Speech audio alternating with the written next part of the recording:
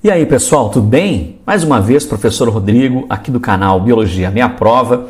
Hoje a aula vai ser sobre reprodução assexuada nos vegetais. É isso mesmo, a chamada propagação vegetativa. Nós já falamos sobre briófitas, pteridófitas, gimnospermas, angiospermas, sobre angiospermas geral, depois falamos sobre flor, depois falamos sobre a reprodução e agora estamos falando sobre a reprodução assexuada. Então já temos aí um bom caminho de informações só dentro da botânica. Sem falar que logo virá aulas de histologia, de organografia vegetal, frutos, sementes, caule, raízes, por exemplo, e fisiologia. Só depois que eu acabar toda a matéria de botânica eu vou me dar por satisfeito. Antes disso, vamos lá. Então, vamos à matéria de reprodução assexuada nos vegetais, nas angiospermas, a chamada propagação vegetativa.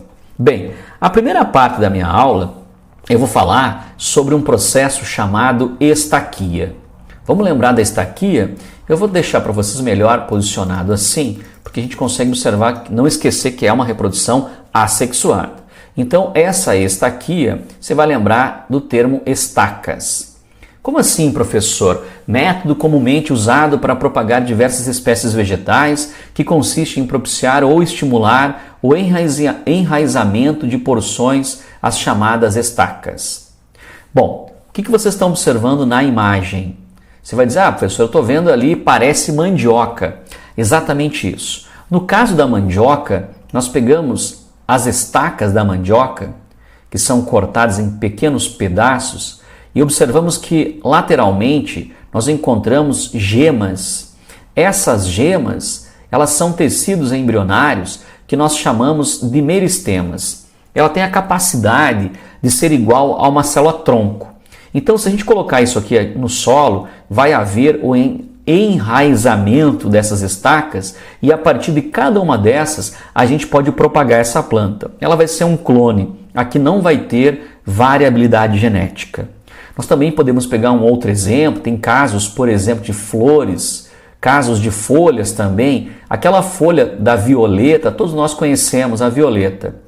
Se a gente pegar uma violeta e colocar ela dentro de um copinho com um pouco de água, que fique ela imersa na água, por exemplo, você vai ver também que palavra difícil de falar, né? O enraizamento desse pecíolo da folha. Se você depois transplantar isso aqui para o solo, você vai ter uma plantinha aqui, mais uma plantinha, então isso também é um método de estaquia. Então, vejamos, a estaquia é um tipo de reprodução chamada propagação vegetativa, onde não há variabilidade genética, não há a formação de gametas nesses casos. Posso citar também o caso da roseira, que a gente pode cultivar também num processo chamado de estaquia.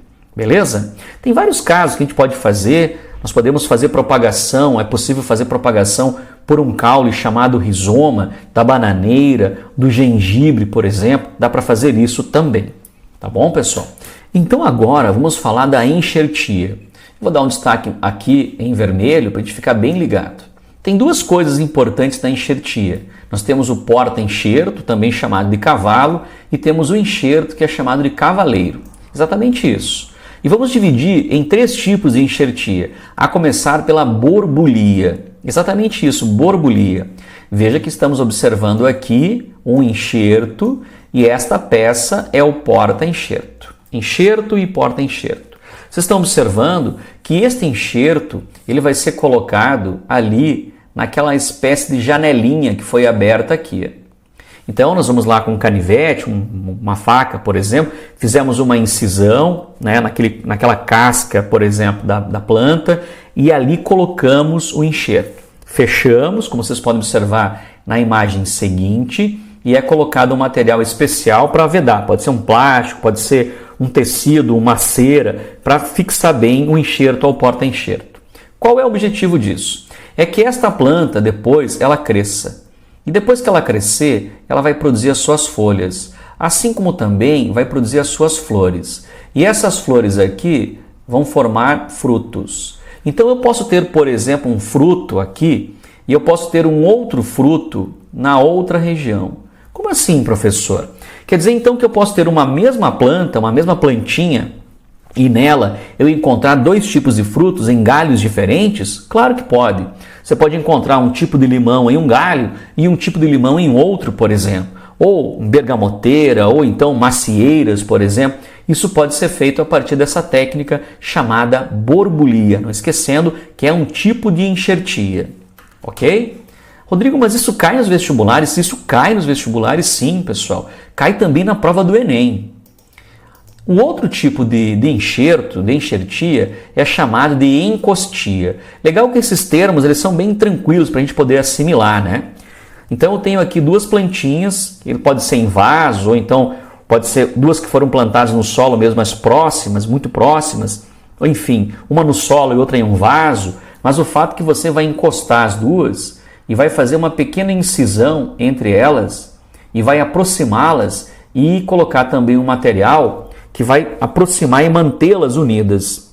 De fato que a seiva inorgânica que vai subir de forma ascendente, levando água e também levando sais minerais, por exemplo, e a seiva descendente, que é a seiva classificada como seiva orgânica, elas vão circular nas duas plantas. Então é bem provável que a circulação de uma invada a outra e vice-versa. Mas por que isso é importante? Porque isso vai otimizar a circulação da seiva e vai possibilitar que esta planta também tenha galhos diferentes, ramos diferentes. Claro que tem que ser de duas espécies próximas, eu não posso pegar uma melancia e fazer com um limoeiro. Então eu tenho dois tipos de bergamotas, por exemplo, dois tipos de limões, dois tipos de macieiras, e você vai ter também na mesma planta frutos diferentes de duas espécies próximas, nesse processo chamado encostia. Tem mais um caso. Nesse próximo caso de enxertia, é um dos mais comuns, chamado de garfagem. Nós temos tranquila condição de observar aqui embaixo, ó, nesse processo, nós temos a porta-enxerto. Vamos chamar assim de porta-enxerto. O porta-enxerto. Este porta-enxerto, não esqueça que eu também posso chamar de cavalo, né? O cavalo fica embaixo. E em cima nós vamos encontrar a planta que será enxertada, o enxerto, que você chama de cavaleiro. Então foi feita uma fenda ali com material próprio e uma garfagem onde eu inseri o cavaleiro no cavalo. Da mesma forma que os anteriores, colocamos um material para unir bastante essas duas peças e vamos aguardar agora o que vai acontecer.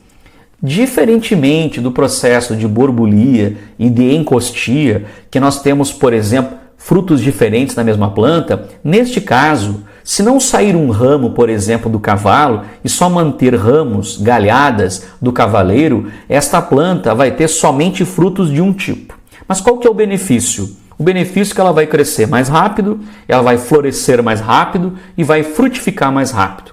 Às vezes tu compra uma floricultura aí, uma bergamoteira, por exemplo, que tem lá um ano, pouco tempo de vida, de plantio, onde foi feito o processo de garfagem e que já tem lá flores e até mesmo frutos. Quer dizer que dentro de um ano, uma plantinha com menos de 1 metro já pode frutificar, o que na natureza demoraria 10 anos ou mais, por exemplo, para acontecer. Então, aí você vai ter um processo chamado garfagem. Lembrando que isso é um tipo de enxertia. Mas vamos continuar. Tem mais para mostrar para vocês. Esse próximo aqui é chamado de alporquia. Rodrigo, não estou conseguindo entender essa imagem. Que imagem é essa aí? Então, nós temos uma planta. Vamos fazer um desenho para vocês aqui ao lado. Observa uma plantinha qualquer. Vamos fazer assim, plantada lá num vaso ou no solo, tá? E tem um galho que eu preciso fazer neste galho um processo de alporquia. O que eu vou fazer?